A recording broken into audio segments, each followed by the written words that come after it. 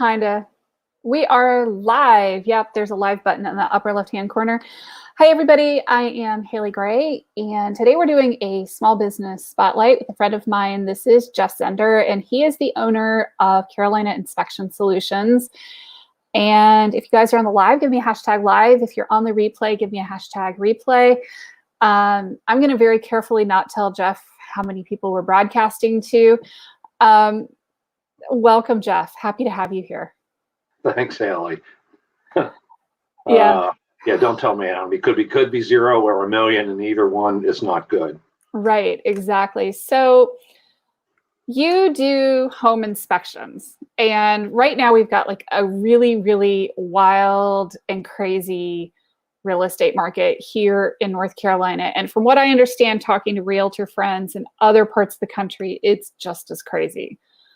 So yeah, we'd like to think Raleigh was an aberration, but it probably isn't. It's probably just the state of things today. Things are different than they were last week, 2 years ago, 5, 10, etc.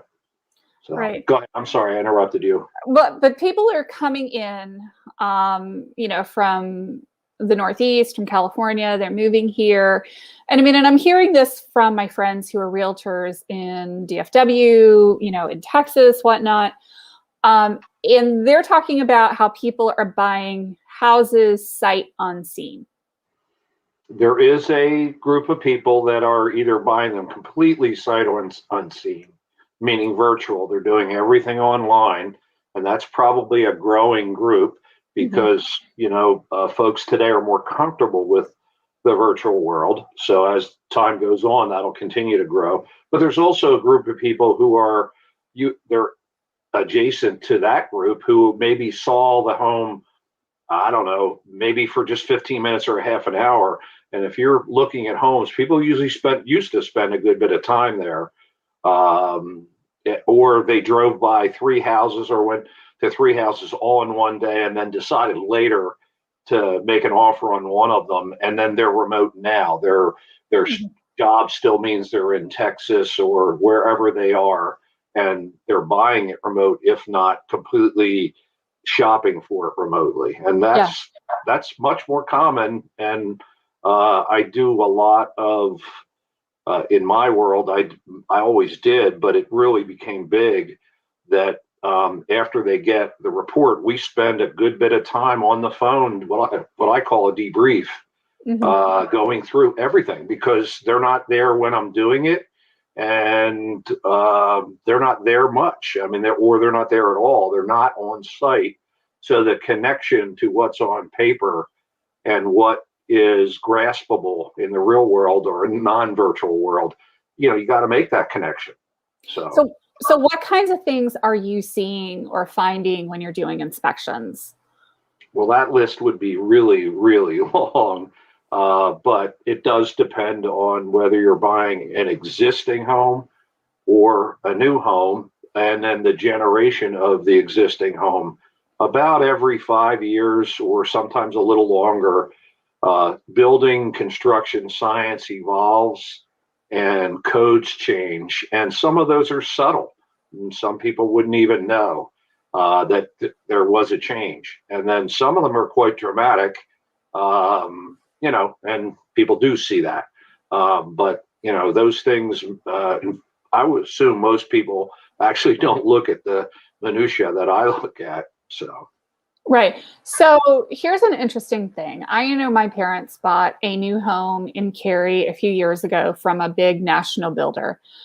And I'm not going to name names so I don't shame them publicly. But, there was basically the whole, well, you don't really need a home inspector because we have our 53-point quality assurance program, so you won't need to do that.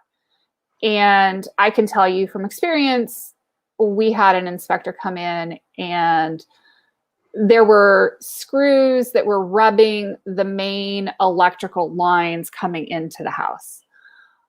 So what do you tell people who are like, well, you don't really need to get an inspection done on this property? Well, if you're talking specifically about new homes, there are 2 pieces to that kind of discussion. One is the argument that, or the discussion you just mentioned, where the builder has, and they all do to some degree, their own quality department.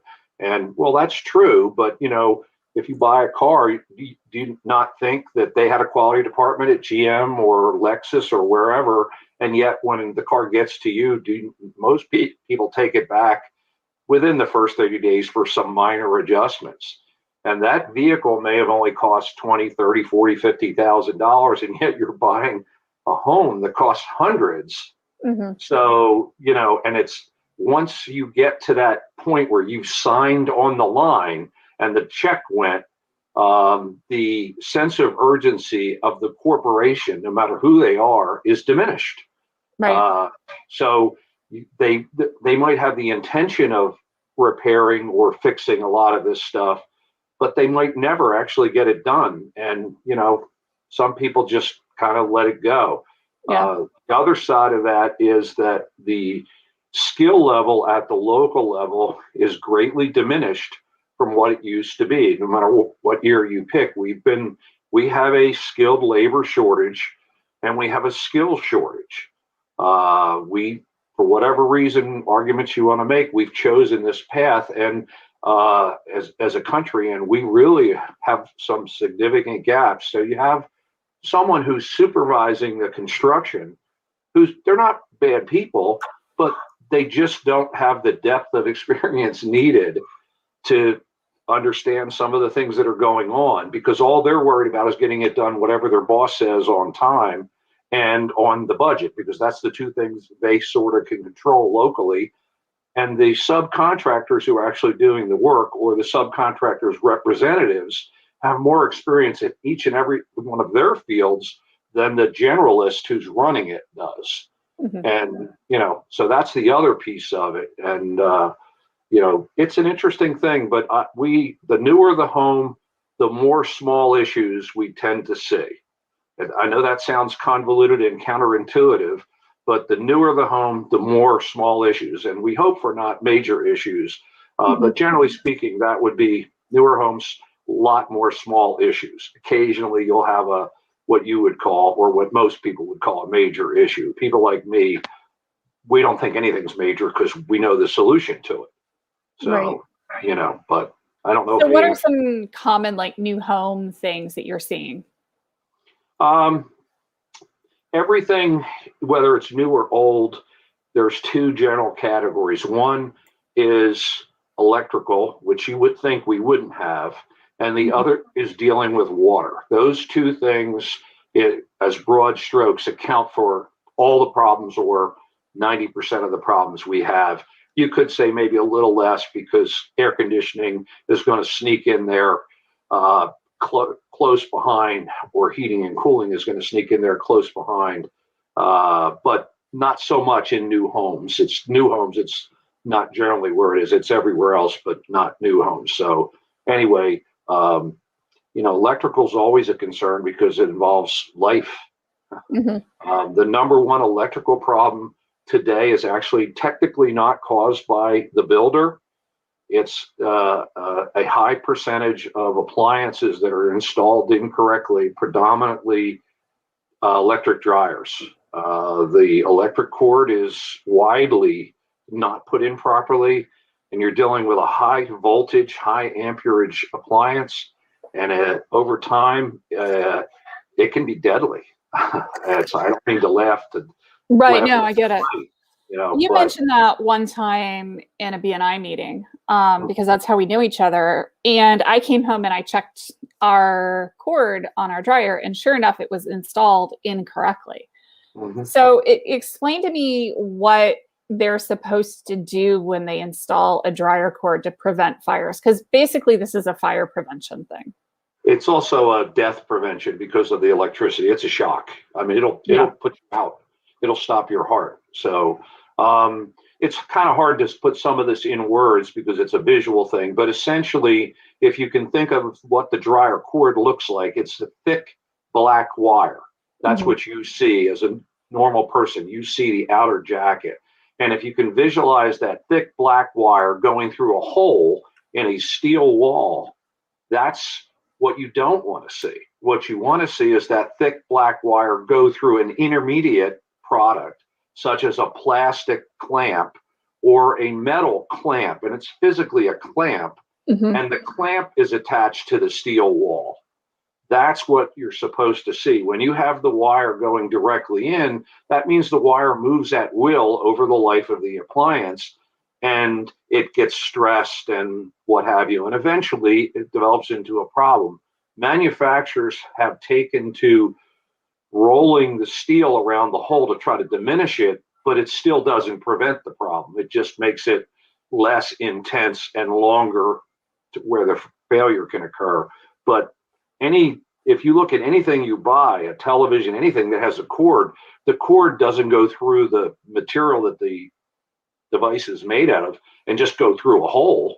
It's held by something. And unfortunately, again, this is a skills issue, is people that install appliances are usually more delivery people than anything. And they're given a task: go deliver this to the second floor of this house, put it in the utility room that's on the second floor, and here's the hoses for the washer, and here's the plug for the dryer. Make sure it's done, and then get out of there. And by the way, there's 20 more you got to do today. Yeah, and by the way, don't scrape the floors either while you're at it. Yeah, yeah, that's actually not as bad as it used to be, but yes, that was a bigger problem 20 years ago. They ripped a lot of vinyl floors. But anyway, even though that's technically not a new build problem, it shows up in new builds a lot, because the builders, that the appliance guys are not electricians. Electrician would never do this. They just wouldn't, Right. It's anyway, I'm sorry, got off. No, I asked for it. I mean, like, seriously, because it's these little subtle things. Some things you're like, oh, you don't even know that that's potentially an issue. You've also mentioned things like how gutters are aligned makes a big difference. This is probably more problematic because it's not going to kill you, but it's going to cost you a lot of money down the road. Water, as I said, that the two big categories, electric safety and water, whether we're talking about the sewer or we're talking about out of the sky, these are the things that just chew into a home.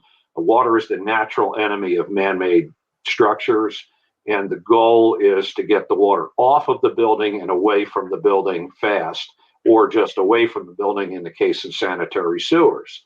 So those are what we're trying to do. And if you look at homes today, we're designing them to look really pretty, but they're kind of small versions of, like Rockefeller's house or Vanderbilt or whatever. And we've shrunken them down such that the roofs are all directing water into a little teeny space up high, and then it comes down to the ground with great force, or down to a secondary part of the house, a porch roof, with a ton of force.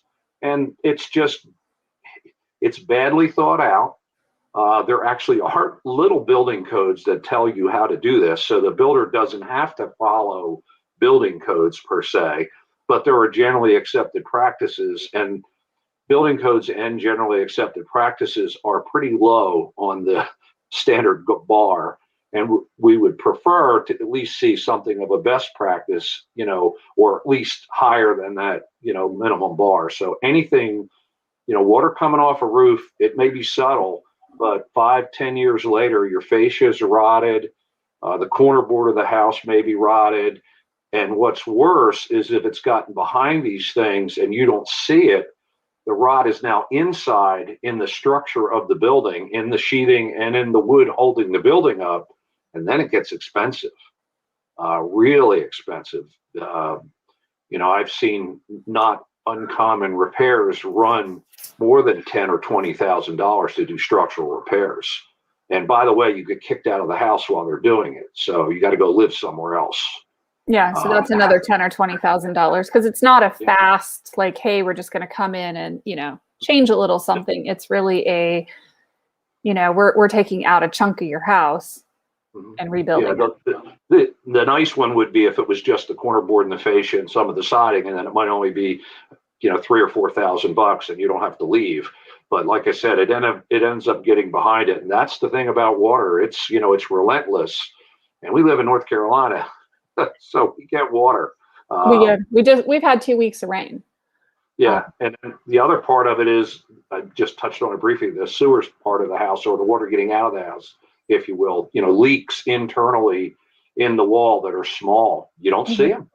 No. And then suddenly you notice that maybe your kitchen cabinet that's at the end looks kind of funny because the wood is getting distorted, because underneath where you couldn't see has been absorbing water for a year, 2 years, who knows?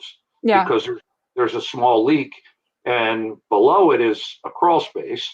And even if you had a basement structure, you probably wouldn't see it. The only time you might is if it's on the second floor and it's like the kids' bathroom and they overflow the toilet all the time. You're going to know about that. But, these kind of things are fairly common. Small leaks that create large amounts of damage because they go undetected for a long time. So. Yeah, and the older the house is, the more likely. Yeah, and I'm a big proponent of technology when it comes to water, because things that seem foreign or impossible or expensive are not anymore. I always recommend water alarms, just like a smoke detector. They detect water, and they're so cheap today, and they're so you can adapt them to almost any situation. You can buy a water alarm for $15 and it'll scream at you like a smoke detector if there's a problem. Or you can buy a water alarm for about $40 that'll call you at work to tell you you have a leak. Or if you want to go one step further, you can buy a water alarm and the electronic control valve for about $250 or $280. It'll shut the water off. So where do you put these water alarms? I recommend them in kind of the most prevalent problem areas down on a list, if you will. So the most prevalent problems are if you have second floor or even first floor utility rooms where your washer is. That's number one on the list. Number two is any heating and cooling system that has a pan under it, which is going to be all air conditioning, that's not outside or not in the crawl space. In that pan, you put a water alarm. And then after that, they're less noticeable, I guess, to most people, but you can find them in some homes, in very high tech, if you will, homes, all throughout any place there's a water connection, such as under the kitchen sink, under the vanity sink, under the dishwasher. It's an inexpensive device. It's electronic. It doesn't fail because of mechanical part rusting or corroding over time. They're pretty, everything fails at some point, but they're pretty infallible and they're cheap. 20 years ago, these would have been $1,000 systems. Not anymore. Yeah. So for me, that's that kind of stuff, recommending to clients. And sometimes we, deal with, like I said, that specialty client where we actually recommend that valve to shut the whole thing down, because they only live there 4 months out of the year. So maybe you have a beach house or a mountain house. This is a way to not worry about it. Years ago, my parents, would have shut the water off before they left if they had a second home. They didn't, because they couldn't afford it. But that's what people did years ago. They just shut the water off when they left. Yeah. That's another solution. So it's a great solution for, when you're leaving the house for a longer period of time. I give you too many geek answers. I like geek answers. I geek out on geek answers. Yeah. Yeah. Well, I'm a building geek, guilty. So that's awesome. And, so how do you deal with a situation like where you have a client that's coming in from New York or Connecticut or wherever, who's coming here and basically buying a house, because we're in a situation where we've got multiple offers, like crazy multiple offers, houses going well over list price in a matter of hours. And you get into this situation sometimes and you get a house that's got like major issues. And we have those, we've been talking about water or, whatever. We have termites here in North Carolina too. How do you, report back when you find stuff like that? That's actually one of the more challenging parts of what we do here. First of all, the value of the home I don't touch, because that's really between the buyer and the realtor. And I haven't done my homework to know the value of the home. But what I do work with is, if there are issues, what are the value of those issues, and what are the risks involved in those issues? That's where I come in. So as an example, some issues you might not repair because either the repair is impractical at that time or expensive because it's impractical at that time and would be repaired in a normal course 10 years down the road. Like when you replace the roof, something might get repaired as part of that.